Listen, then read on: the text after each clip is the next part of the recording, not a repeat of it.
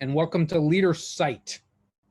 My goal in these meetings is to provide you with some insight, some foresight, and the best kind, 2020 hindsight.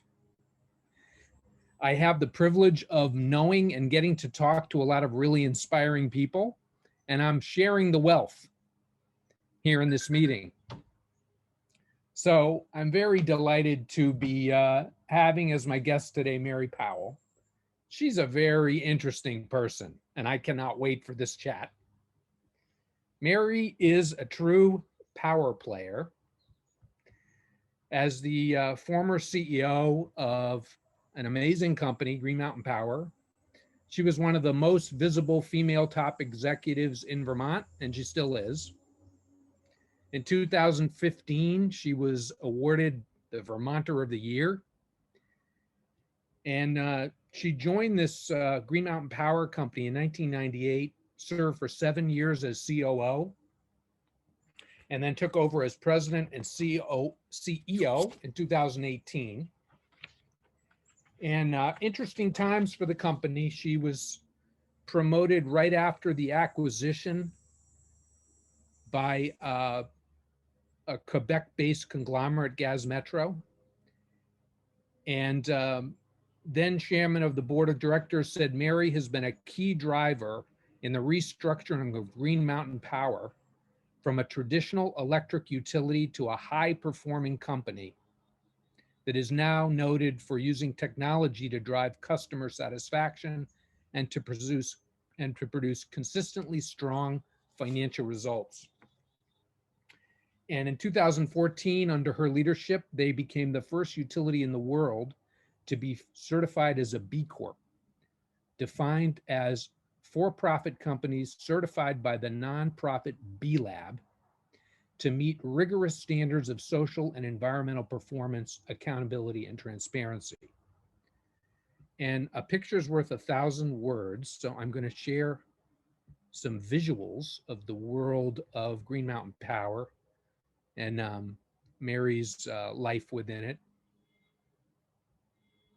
So one of the interesting things we're going to get into is a female executive in a traditional male industry power and power utilities, and her journey of success with that is amazing. I love this picture of the poles. They carry our electricity to us. And Green Mountain Power is green, not just because it's the Green Mountain State, but really a national leader in the transformation of energy. And we can get into a little bit of that too. Really out front with taking on the puzzle of climate change. And these pictures give you a little sense of that. Welcome, Mary Powell. Thank you. It's awesome to be here today. And I'm so excited because I'm already looking at all the little Hollywood squares and seeing all these people I love. So it's really fun. Great to be with you, Eric. A lot of old friends on the call. Yep. And some new friends. Thanks, Mary, for taking the time. And I just can't wait for this chat. Good, me too. So I shared some of your bio, but I want to share a little more on, and maybe start there. So Mary grew up in an interesting family, artistic family.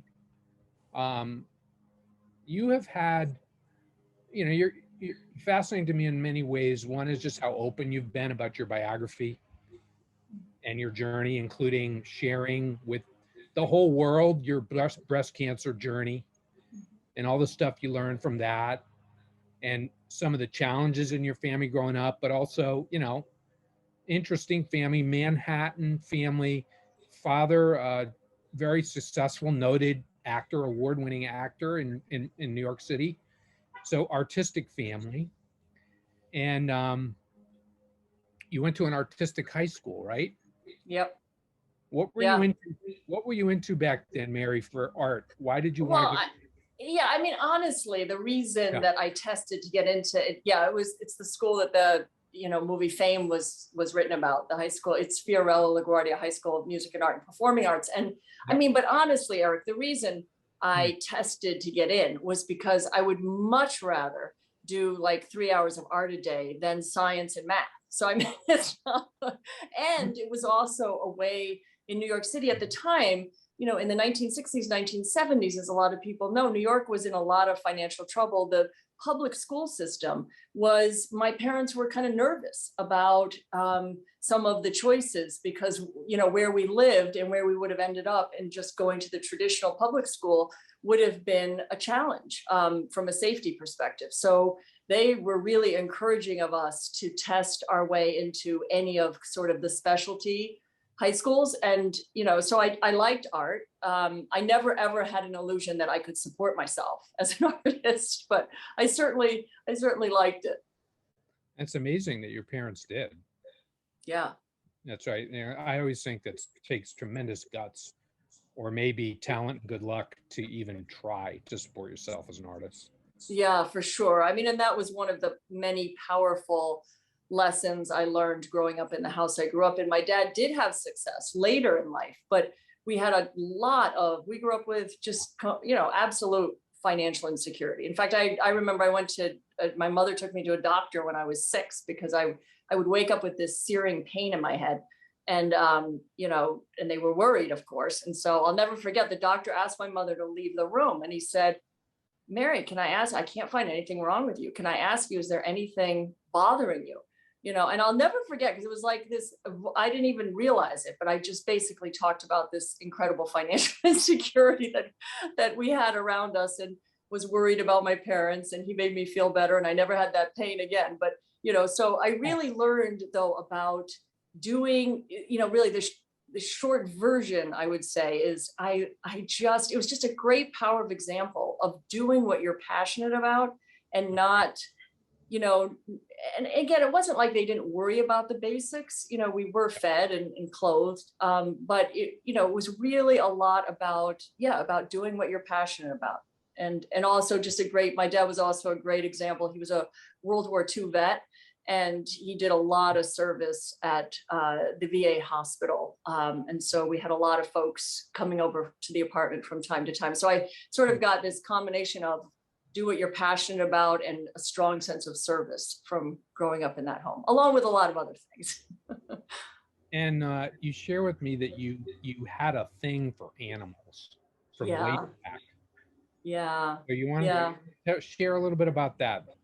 Sure. Yeah, no, it's a bit of an obsession. I mean, and one of my favorite book growing up was The Little Engine That Could. And I've used that story a lot to propel me when I needed to be propelled. But the other favorite show I had was Green Acres. So, and some of you may remember Green Acres with, I think it was either Zsa Zsa Gabor or Ava Gabor, but anyway, it was the New Yorkers who ended up, in this farm surrounded by animals. And that's, really literally my dream come true about where I live now, is we have about 20 some odd animals. But the way it manifested itself when I was little is I would, I spent a lot of time, we had a dog, and I spent a lot of time in Riverside Park and Central Park, and basically just, rescued animals. That's what I did, whether it was a bag of kittens that we found on the side of the road, a friend and I, or whether it was the dog we named Taco, the German Shepherd that had been hit by a car, and we raised money and got him surgery. And so, yeah, I've a love of animals, obsession with animals. It runs deep. This is you running around door to door at what age, raising money for Taco? Yes, I think it was probably third grade. Yes, I was going door to door with the Taco Fund so that we could help pay for Taco's surgery. And and then high school, my high school was up in Harlem. It was right on Morningside Park. And so that also was a place you could find a lot of dogs. And I organized a whole bunch of people to get a plywood board. And we got this dog off the street and took it to a hospital. And so, yeah, saving animals. It's a sign of a big heart. I mean, animals are all heart. They are. How would you relate to the word confidence, Mary? Just, back then or now even, or through your journey. I think for many people it's a nuanced thing, but there's a confidence there going door to door to raise money at that age. Well, it's funny, Eric, because I would actually say, in fact, I've always said one of the things that I think really propelled me early in my career was actually incredibly low self-esteem. And and actually a lack of confidence, and really a strong sort of people pleasing trait in me. In a way that, because again, our house is, I've shared very openly about, we also had a lot of challenges. It was my dad ended up becoming a recovering alcoholic, but there was a lot of stuff that happened that was very challenging at a young age. So I didn't, I didn't think of myself as confident. When I think about like going door to door, actually, and I feel like this really connects with any kind of great thing I've been able to accomplish later in life, it really was where that came from, was my desire to save Taco. Like, do you know what I mean? It wasn't that I had confidence at all in myself or my ability to raise money, Wow. but it was really the higher purpose of saving the dog that gave me the strength that I needed to knock on doors. And I think in some weird way too, it's funny. I feel like a lot of my, what people might look at as confidence really came almost from a not caring about myself, if that makes any sense. Sort of like, I was able to do things that other people didn't want to do because I'd be like, oh, well, whatever, I'll do it, kind of feeling in life, not so much of a, wow, I'm powerful, I feel strong, I can do this kind of feeling. So I just want to highlight this, you're one of the most recognizable business figures in the state of Vermont, and you have a national reputation. And I just think it's amazing to hear you say that you don't necessarily view yourself as a confident person. And you know what? It fits, Mary, with a lot of discoveries I've made on my journey of talking to senior leaders, that confidence is not necessarily like, if you don't have it, don't think you can't get in the game. Yep. Because you just said it very well. It's a driver. I think maybe highly conscientious people, and people with a lot of empathy are often prone to confidence doubts. And it does not correlate with a lack of success. Right. Do you think that's true generally, or are you unique that way, would you say? No, I don't think, honestly, I don't think there's anything, strikingly unique about any. I mean, I think I'm always focused more on what we share from a human perspective than where our differences are. But no, I actually don't think it's unusual at all. I actually think some of the most highly successful people, that a lot of it comes from underlying neurosis, actually. So I've always said, like, get comfortable. I 100% agree, and to whatever degree I have some success, it's unquestionably related to that, because I've always had a feeling of something to prove. Right. Do you relate to that? Something to prove driving you? Absolutely. Yeah, no, and that little engine that could. I mean, I think that's why that was like my favorite little book when I was a kid, because I didn't have, honestly, I didn't have messages about you're strong, it was really quite the opposite, actually. I was the youngest in kind of a dysfunctional, very loving, but very dysfunctional situation. And, kind of like, my role or my thing was trying to like make everything better, and so that's a lot of, a lot of where my drive and my energy comes from is still that same place, make everything better. No, and you learn, I mean, I feel like, I mean, I hope I've learned to be a way healthier version of myself. I definitely have love for myself now. Well, let's get into that a little. So I want to say, flash to the title that you came up with, that Leaders' Humanity and Effectiveness Supercharger. Yeah. It's a powerful statement, and here you are. I knew we'd go right into this humanity, and it's, I love what you're saying. And I was wondering about this, the nuance of it. Like, you're a person who uses the word love freely in describing how you do business. Mm-hmm. I showed that little picture of this podcast. Mary was on this podcast. I highly recommend this if you want to learn more about Mary and how she thinks, and also climate change. This podcast called My Climate Journey. 1 month ago, Mary was interviewed, and you were talking in there about a sort of circle of love with, people who might be branded as NIMBY on the energy transformation space, transformation to solar, wind, and regulators and the, utility providers. And you use that kind of word of like, how do you get the victory of bringing people together? And you freely use that word, right? Yep. I do. Now. Say a little bit about this. Okay. Well, I mean, first of all, I do into the C-suite. Yeah. I do now. Back to your confidence thing. I mean, honestly, it did, it was always rattling around in there, because I feel, again, I came from a very non-traditional background, and I still am, I'm an outlier in everything I do. I mean, I just was at this dinner in New York yesterday, celebrating this successful, I was part of a climate SPAC, and we took EVgo public as a part of our work together. And, honestly, I'm still sitting there, I'm like, wow, I'm like I'm an outlier. I'm an outlier. What am I doing? It's just like, I mean, they're all like Princeton, Harvard, I am an outlier. I went to Keene State College in New Hampshire. I got an associate's degree. So there's nothing about me that has felt mainstream. And in many ways, Eric, that's why I didn't always use the word love. I always believed in it.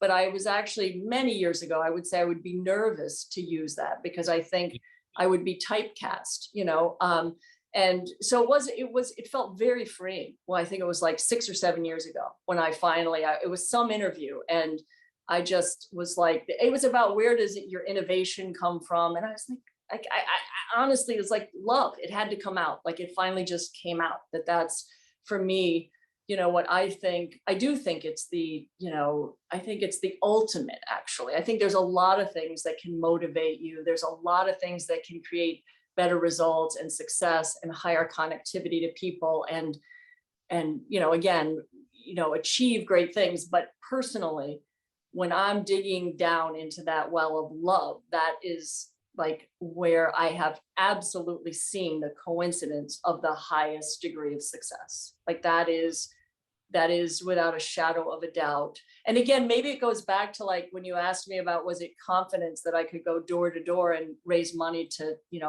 heal Taco, the dog, right? It's sort of the same, it was really that, in that case, it was like love of this dog I found on the street. And and so for me, in a lot of the things, and there's so much acrimony now, and there's so, it's love is needed now more than ever. But that's, it was very freeing when I felt like I could finally say that word and talk about it. But, but it is, there's just no doubt about it. I know, just from my experience, I've done some things out of fear. I've done some things out of, other reasons, right? And the biggest results I've ever been part of accomplishing, it's all when I can dig into that well of love. Can you give us one story that illustrates this, digging into this well of love? I'm fascinated by this and how it wins in high stakes business situations.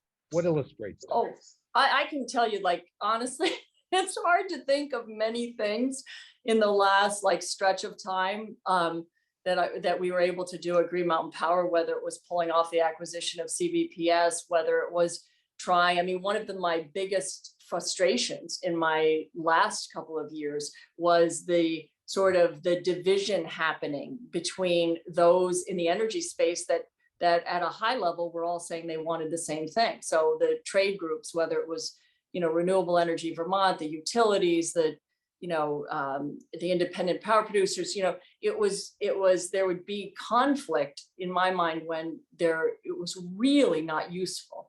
And so that was the most recent time I practiced it, but I used to practice it all the time. I can't tell you how many meetings I would go down, sit down at with somebody that I knew had a very different position or wasn't happy or didn't want to collaborate. And the first thing I would do, I sit down, I just look them straight in the eyes, like I'm looking at you, and just say to my head over and over again, I love you, I love you, I love you. Like literally. That's and, beautiful. And what would happen is I would, because again, if I'm angry, if I'm frustrated, even in, some of the tough things that you were so helpful with me on, with team members, right? There's things happen and things can be really challenging. And, what I would always try to do is in those interactions, the first thing I would do when I would sit down is I would just look in the eyes of the person and say to myself, as if I'm saying to them, I love you. So that would be I mean, I did that with, I'm friends with him now. I can say his name, David O'Brien, he was our chief regulator. There was some challenges when we were first launching this very ambitious kind of green energy vision. And, I was using love left, right, and center. Folks, if you want to hear more about some of the ways that there's a customer-driven revolution happening in power that is addressing the concerns of climate change, back to that My Climate Journey podcast. Mary goes a lot into that, the amazing vision she has for distributed energy. But so power. You're in a utility. Everyone's got their hands in it, right? And so a good friend of ours, Nord Brew, who was on your board for many years, he said this about you, that Mary was able to do unexpected but very effective things. When she showed up in the field where linemen were climbing utility poles, she wore very stylish high heels but remained very much the CEO. It was powerful. He thought that was powerful. And then he spoke to this collaboration thing that he perceived you as having kind of a lack of fear, which is interesting to hear you say, like, not always, but that it reduced the common defensive posture during negotiations and seemed to permit her to develop an accurate read of the context of her challenges. So what do you think about that? Any comments on that? Well, I love Nord. So it's nice to, I think it goes back to, honestly, this, again, my greatest work was also just tied to, and I think this is true of others I've worked with, tied to caring more about the success of the organization, the people of the organization, more the success of the people you serve than yourself. I think that is so core. So that's like bigger than just love, right? It's also really this notion of being of service and really feeling like, and I guess some of that also just, it also, I think one of the cool things about being an outlier is it lets you be an outlier. Like like it was early on, I used to try to think about how to fit in, because who doesn't, right? And it just felt so ridiculous because it just like they're just, why even try? Right, exactly. Why even try? And that, so again, I feel like that and that notion also, I should also say the thing about growing up in the family I did is another like deep-seated value was that, business wasn't high on the list of like what's important. So also the fact that I was working in business and trying to do like that, I was lucky enough to work in business that I felt like had a really important purpose in life and for humanity, really made it easier, to tell you the truth, to just keep putting the success of the organization on behalf of the people we were serving and serving with way ahead of myself. So where I was appearing fearless, I remember very much the feeling. Like I remember very much the feeling of, well, okay, like this is what I'm supposed to do. This is the next right action. And if something, like if I end up losing my job or something happens because I was trying to do what I thought was in the best interest of the company and the people we serve, then that's an honorable thing. Like that's, that kind of felt like that's an honorable thing versus if I ever let, which again, I do, right? Because I'm human. So sort of when that ego comes in or pride comes in, that's what I have to root out, at times, particularly at times like now, where there's just so much ambitious work that needs to be done. There's just no time to let it become driven by ego. It sounds like you've really embraced yourself, warts and all. I love the fact that you just put it out there that you have an AA degree. I have to tell you, because Mary, I've had a bunch of relationships with people who are kind of amazingly effective, and they confess to me in the conversation, guess what, Eric, I didn't go to college, like some IT people in Silicon Valley, and they're Mhm. they're kind of like living in this fear that people will know that. Right. So you doing this is helping them, which is what I want to do. Because a lot of times I'm in a situation where I've got like 5 people telling me this person here has tremendous potential, and Yeah. I'm trying to help them unleash that. Hey, by the way, my neighbor is mowing the lawn. Is it I just can't hear it. okay? Good. I just No. wanted to check that because I can move. I want to ask you something else, Mary. So you touched on it, balancing love with the ability to have hard conversations or set boundaries, or I think of it as like the moral burden of leadership, where you can Mhm. sometimes you're called upon to make life hard for people Yeah. and challenge them in very substantive ways, and what have you learned about that? Well, I mean, I think that that's, what I've said a lot of times when I talk about leading with love is like, and let's not forget, tough love is one of the highest forms or most important forms of love. So, in some of the situations, that I think that applies. In some of the situations where there's just, like there's just brutal facts, like just business brutal facts that need to be dealt with, that are going to be challenging for people. I just love that old adage: it's not what you do, it's how you do it.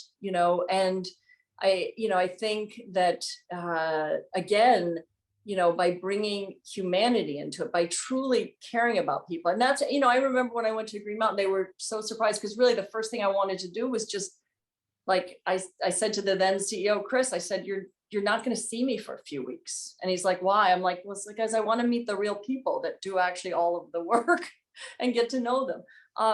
And then we had hard decisions that affected some of those people that I got to know, in those first few weeks.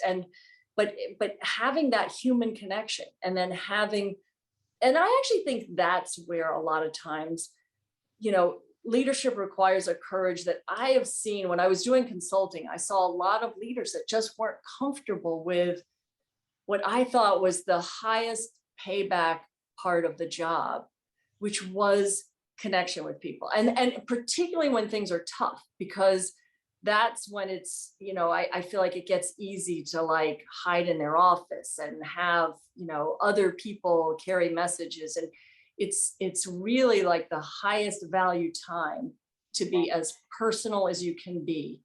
And I, even, yeah, I just really, I try. I mean, I remember dealing with one situation at Green Mountain. This person, it was actually a power production worker that, other people for years were complaining about this guy. And like nobody had the courage to actually have an honest conversation. So it was a little odd, because I was pretty high up in the organization to be the one to have this honest conversation with him. But I did.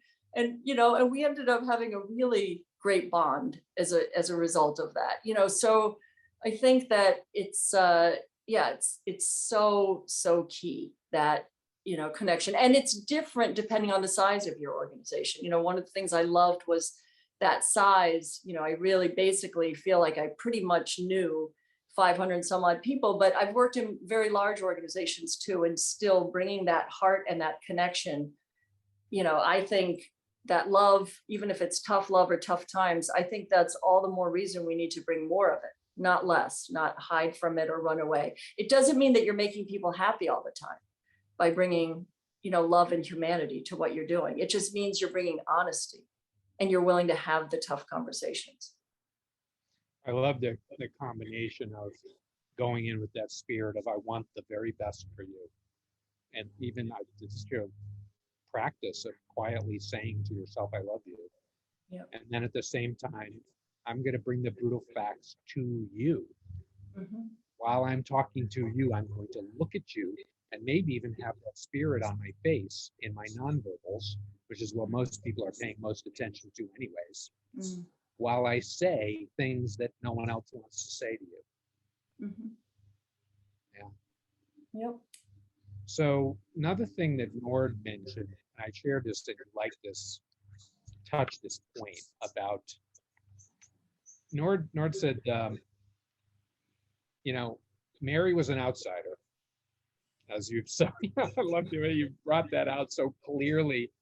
Like at this meal you were at last night. She was not male, not an engineer, not a lawyer, not a finance pro. Came out of HR. How many CEOs come out of HR? It's not that common. She accepted and exploited being an outsider. I think he got you. I mean, that's really what you're saying, and learn to talk the talk and work and walk the walk. And then he asked this question, is it more difficult for non-traditional candidates to get the job than to do it well? So you like that question. What do you think about that, Mary?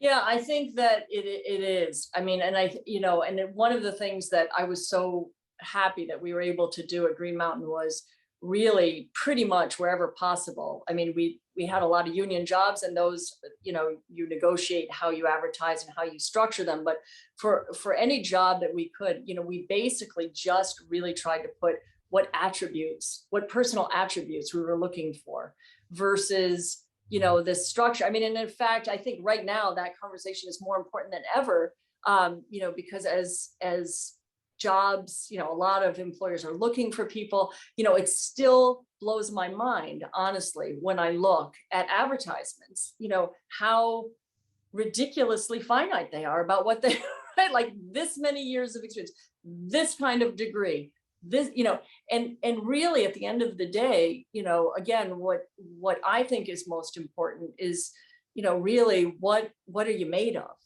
Really, is it, is there, what in your life has happened that has given you a lot of jobs?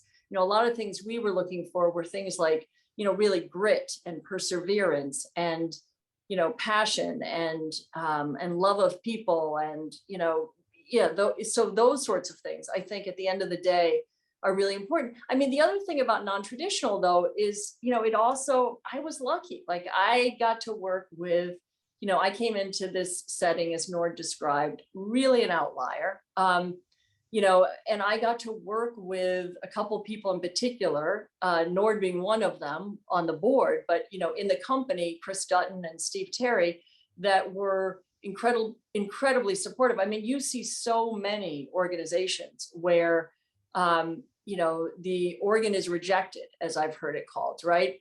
Like the more that somebody's an outlier, the harder the transplant into the organization and the culture can be.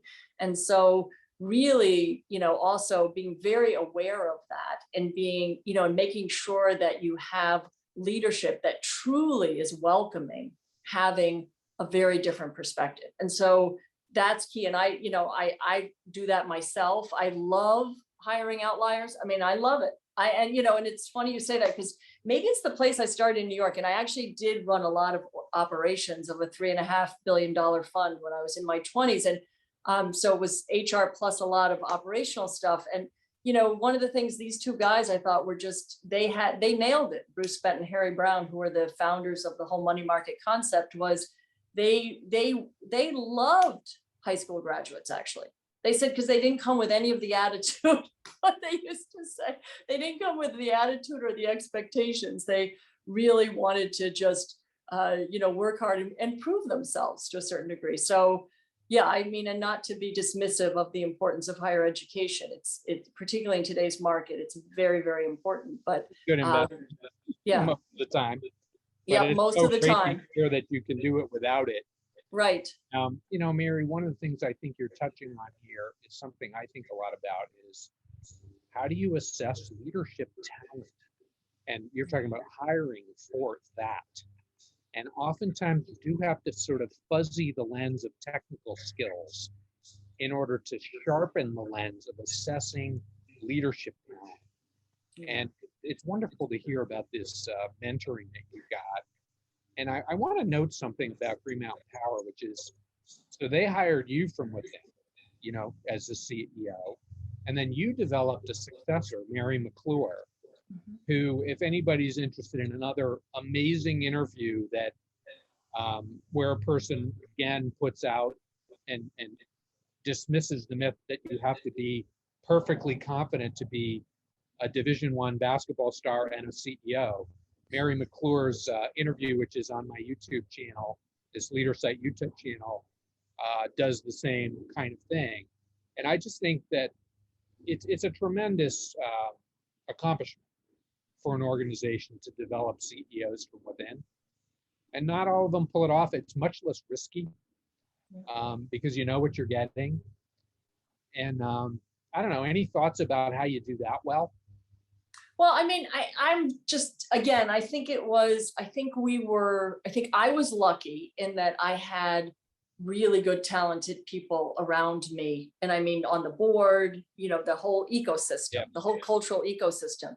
And so, really, it was really an amazing, it feels really wonderful, actually, that, from the folks that I got to work with over the years, we grew really 3 CEOs, because Don Rendell, who worked for me, became a CEO of a company. Rebecca Town became she's the CEO now at Vermont Electric Cooperative. And then Mary McClure took the role at Green Mountain Power. So that is something I feel really good about. CEO factory. Yeah, that's pretty impressive. It's something that I feel really good about. And back to like the important qualities, it's so funny because I feel like over the years, back to this topic of love, I mean, I do feel like when I look at like the ones that didn't work so well, and that's what's so hard is, you think, oh my gosh, wow, amazing, next CEO in line, blah, blah, blah, and then you're like, not so fast, and I feel like when I really look at the qualities of,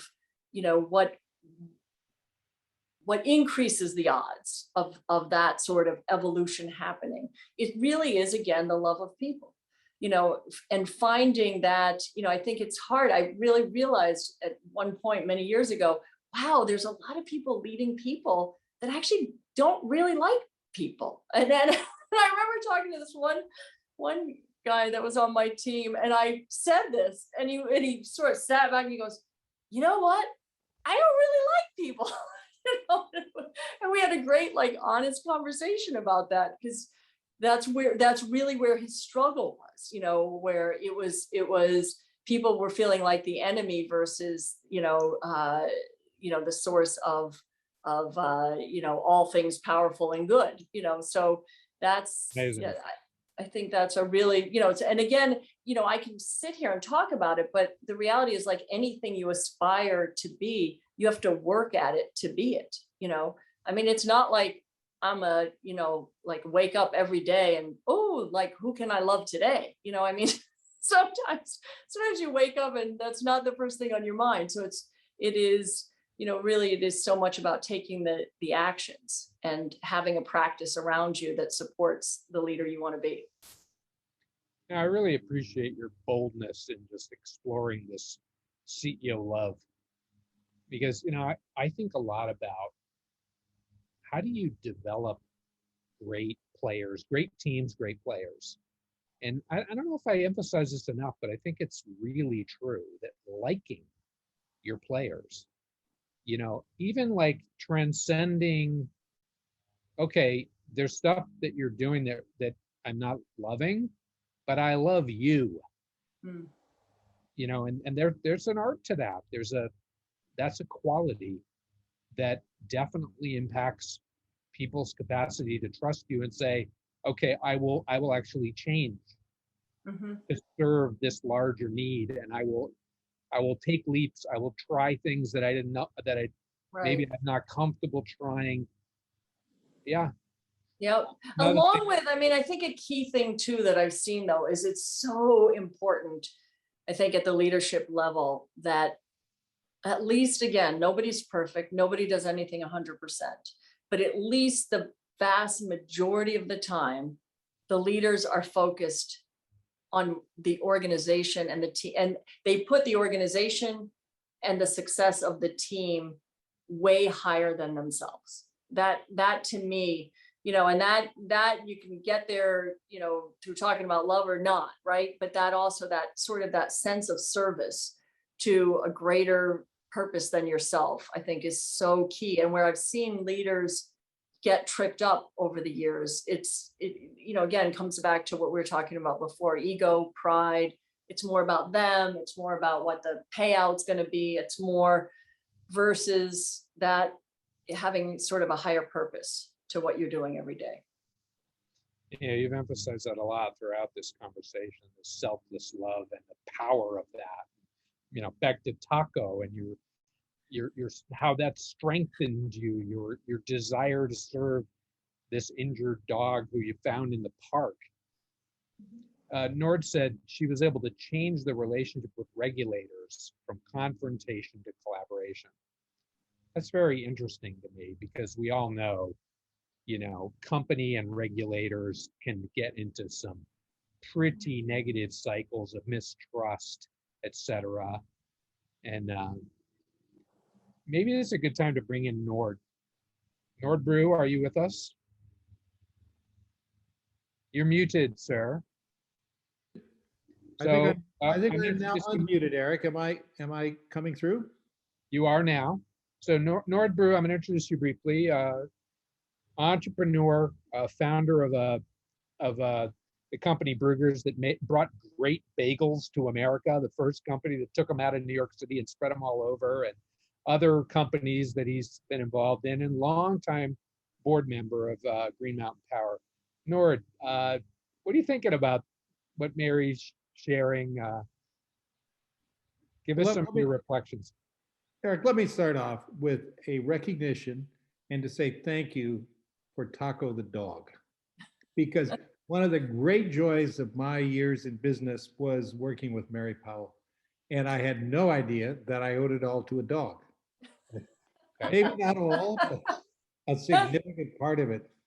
The other thing I've discovered, I would have so greatly enjoyed hearing Mary Powell say, "I love you," until I found out she's also saying that to our regulators and to our enemies.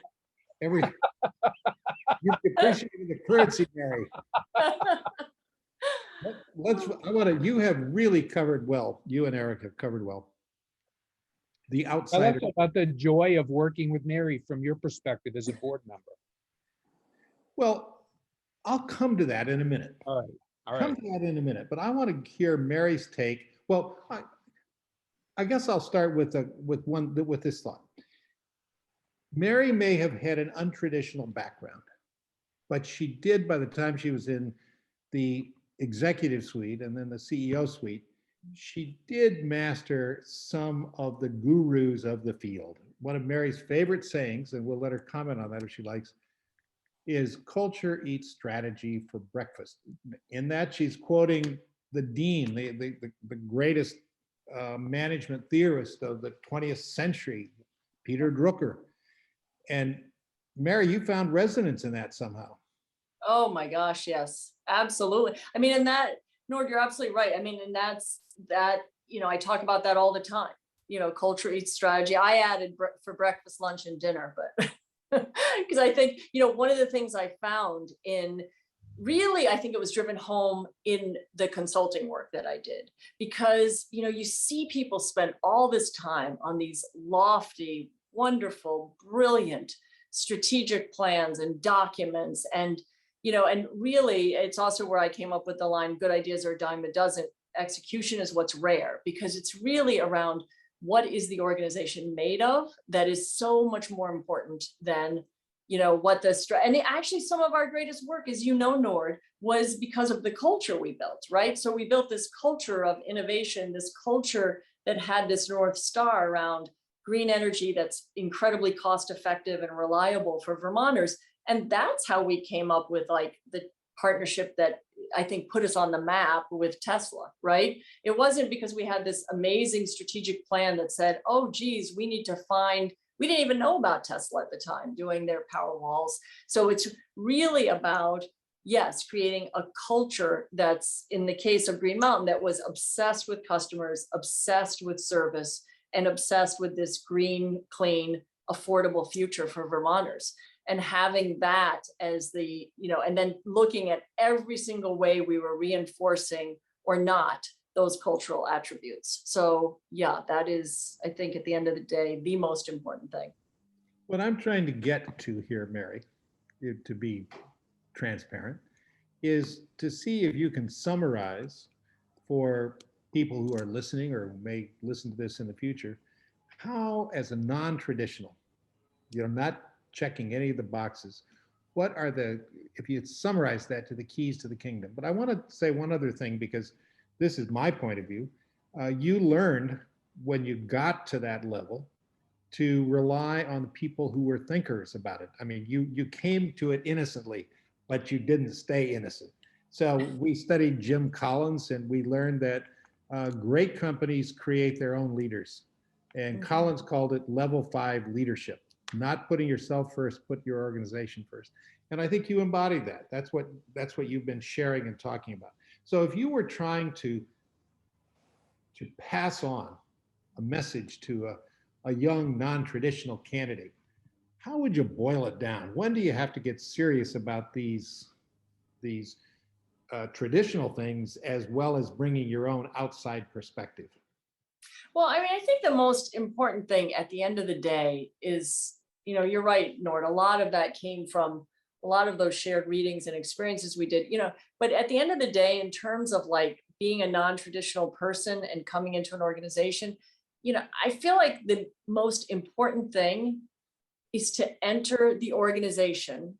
And I have to practice what I'm talking about, right? Because I've done a lot of work with a lot of different organizations, and I'm interested in a lot of different projects. And, I think it's so important to come into the organization with as much, I love the line, "I'm so humble, wasn't I?" So I'm always nervous when I talk about humility, because I feel like the minute you name it, you probably don't have it. But I feel like, in essence, the most important thing, whether you're an outsider or not, to tell you the truth, is go in with a degree of, let me absorb, let me learn, let me understand, the language, the people, the values, because again, Green Mountain was one way. It's radically different now, as you know, than when I joined, right? And every organization I've ever walked through the doors of is just a little bit different. I mean, just a little bit different. So I feel like one of the most important things is this notion of humility, and is this notion of open heart, open mind, and learning, and then because culture strategy isn't like, right, it's not like, oh, there's this one culture that should fit everywhere, right? It is about really learning and pulling out, drawing out the best of the people that are within the organization. And that's what I felt like was so exciting when I first went to Green Mountain. The raw material of this guy named Chris Dutton, right, as you know, was just amazing, right? So it was working together and like drawing that out and magnifying it. So I feel like that's a really important, and again, I don't know if that's more important as an outlier. Maybe it is, because maybe it is. But I think that's a recipe for success with anybody entering into, a new arena, to them. Humility. Yeah. I think you've done a great job of mapping out some of these intangible qualities of character that end up meaning a whole lot the higher you go, and the more authority you get in an organization. And some companies are really, really good at bringing the best out of people, and also recognizing character, promoting character, hiring character, seeing it. And I think it's something people can learn to get better at, but there are companies that aren't great at this. I want to pause for a minute to do some promo here. I'm going to start by promoting Mary's company that she has with her husband, Spots the Dog. Check it out on the internet. They have all kinds of cool products, like that little collar that this gentleman is wearing here. And so Mary, she's a year and a half out of the CEO game. Wouldn't be shocked if she's back in somewhere really interesting and really influential soon. But, doing all kinds of things like what you just mentioned in the meantime. But one of them is this Spot the Dog company that she's involved in. Here's a high school, Fiorello LaGuardia High School for the Performing Arts, another outlier place. She didn't go to Harvard Business School. And I just want to show you a picture of her successor here, Mary McClure, and this tees up that you can find a whole bunch of interviews like this on the Leader Site YouTube channel, including this one that I highly recommend listening to Mary McClure talk for 40 minutes about her game. And just want to tell you all, shameless self-promotion here, that I have a course called Leading by Managing Self that I love teaching and I think is really getting great results.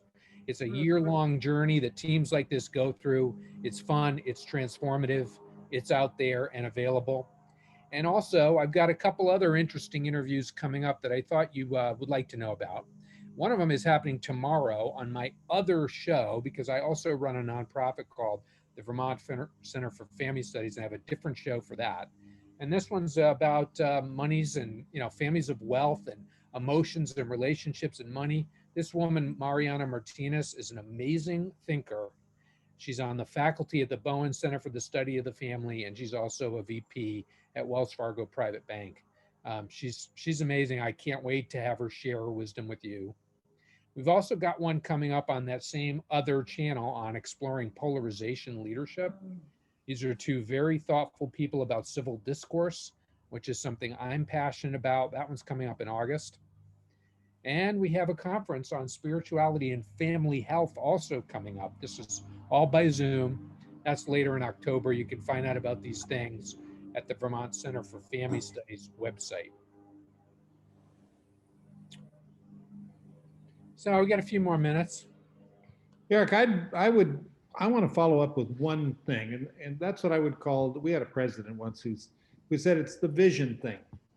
And we haven't talked about that. We've talked about the internal stuff in Mary's life. Yes. But the vision thing. So as a preface, I would say that I spent over 40 years in an involvement with Green Mountain Power, starting as an inside lawyer when I first moved to Vermont, becoming an outhouse lawyer when I started a private practice. When I became an entrepreneur, I joined the board. So I've spent over 40 years total. And throughout that period of time, it was always assumed that one day our big brothers down in Rutland, Central Vermont Public Service, would acquire Green Mountain Power. Didn't happen that way. It happened the other way, all because of Mary Powell. Then Mary Powell is CEO, and Green Mountain is acquired by a large, as you mentioned earlier, Gaz Metro, a Canadian gas company. But Mary doesn't run this place as a subsidiary. She runs it as if it were a major independent, publicly listed corporation, even though it's just a quote unquote, just a subsidiary. After the acquisition, yeah. After the acquisition. So Mary, how, you know, this is kind of going beyond outside. You were making some of this stuff up. You were breaking new ground. The little guy takes over the big guy, you know. What was your thought process? How did you make that metamorphosis? Well, I mean, you know, there you go, Nord, the little engine that could. That was my favorite. I think I can.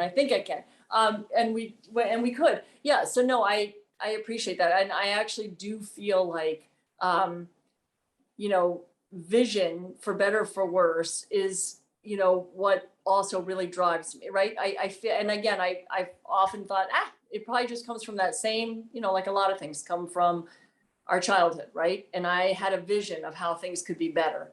And I feel like I'm constantly, in fact, my daughter will say that to me, Mom, stop. I should, you know, like, it doesn't have to be that next, you know, I tend to just look at things in the context of, wow, like if we did this, this, and this, and this, that could be even so much better, right? So it is an orientation I've had my whole life, and an intensity and a drive around, you know, how do we take whatever is and make it a bit better, right? And back to culture eats strategy, Nord, as you know, I mean, from my perspective, you know, I really felt like that pulling off that acquisition of CVPS and merging it into Green Mountain Power, I mean, just there was no way you could be Vermont obsessed, customer obsessed, wanting to see Vermont move towards a cleaner, greener, cost-effective future and not want to do that transaction, because it used to just drive me crazy at the costs that Vermonters were having to absorb to have two of us when we could be one much stronger company on behalf of the Vermonters we served. And as you know, it was, you know, we promised, what, 144 million. I think last tally, we were headed to whatever, 175 million of savings, which for a little state is a lot of money. And that, and that's another like part of my visions do tend to also be tied to back to the sort of, I think, those humble financial beginnings. I can't stand waste. I mean, I just can't. Like, it's just deep in my DNA. So, I feel like, yes, that was really important. And as it relates to, how we operated, from my perspective, and I think it proved out, we would be better for Vermont, and we would produce better results for all of our stakeholders, our customers, our regulators, and our ultimately our owner, if we, acted as independent as possible. And that's how we acted, right? So you're right. We never, we really focused on what is the right thing to do for the Vermonters we serve. And we were obsessive about surveying the Vermonters we served, and delivering on what they were telling us they wanted from us. So yeah, that was the vision thing, like making it as an amazing company as we possibly could, being a leader in and Vermonters wanted us to do that. They wanted us to lead on climate change and on innovation. So delivering, and that's what drove all of the other amazing things we were able to do, was really that core of customer obsession, being of service, providing value. And that's what made doing some of those big, hairy, audacious goals, as we would call them. What I'm hearing is that this sort of just deep well of instinct to serve and make things better helped you transcend a bunch of obstacles that might have caught somebody else, because you kind of didn't care. You were just going for that service thing, and that is where the visions came from. And Yep. By the way, we just have a few minutes, but there's a lot of people on this call who aren't in the energy industry, and I think they might not even know about this distributed energy revolution. So can you just give a 1 minute on this Tesla Powerwall and such that's made Green Mountain Power famous? Yeah, I mean, at the end of the day, I think the simple way to think about it from my perspective, and it was something I was intrigued with really from the time I started at Green Mountain, was just, the way we serve, the way we bring energy around the country and around the world is based on really a system that's well over 120 years old, a way of thinking, a technology that really, from a climate change perspective, is challenging. And not, let's put aside the green, because you can build big wind farms, you can build big solar, you can do these greener energy projects, but the thing that only distributed energy can do at this point is really make communities and homes and businesses more resilient. And so it really struck us very early on that being part of this, what I've always seen as a customer-led revolution to distributed energy, being a part of it and embracing it, unlike what a lot of other utility players were doing then and are still doing now, right? Which is resisting it. That being a part of this innovation, we could actually create an energy system, be part of creating an energy system in the world, but very much in Vermont, that is a lot more sustainable, reliable, and resilient on behalf of the customers we serve. So, simply tell them what is distributed energy. Okay, distributed energy are devices that can be in your home, or they can be widely distributed. They can be at the community level or the home level. They can connect to the grid, but really the most significant ones that we talk about now are solar and storage. And I think the superpower really comes from when you pair solar and storage, if you can. If not, just even having a storage device is very powerful. So you can have, you become basically a generator of some of your own needs in your home, and you have a system that can keep your home operating or your business operating when climatic events happen and the traditional system comes down. So basically your roof becomes a mini power plant. You've got a solar battery in your basement. It gathers the energy, and then you give some of the energy back to your neighbors when you have more or when it's a cheaper time to give it. It's kind of amazing. It's a mind blow. Yeah, it is. I mean, many one of the people things, haven't heard about it, and Green Mountain Power is way out front on this. So Yeah, yeah, we really pioneered what is considered like grid services. So having all these different devices and creating an energy sharing economy where we were pulling from those devices on days where it really helped lower costs and carbon for all the customers we served. it's very cool. Innovation is a tremendous gift of the human species. We are very, very good at thinking our way out of boxes and inventing new ways to do things. And Green Mountain Power has been a great example of that. So we're at the end, Mary. I just want to thank you so much. That was a very inspiring and beautiful conversation. I love it. I'm so glad you're putting love into the CEO skill set very boldly. Thank you so much. Thank you, Mary, for getting in here with us and for introducing me. Yeah. So good to see you, Nord. So good to see you, Eric, Suzanne. Oh, My great pleasure, Mary. love you guys. Bye-bye. Bye.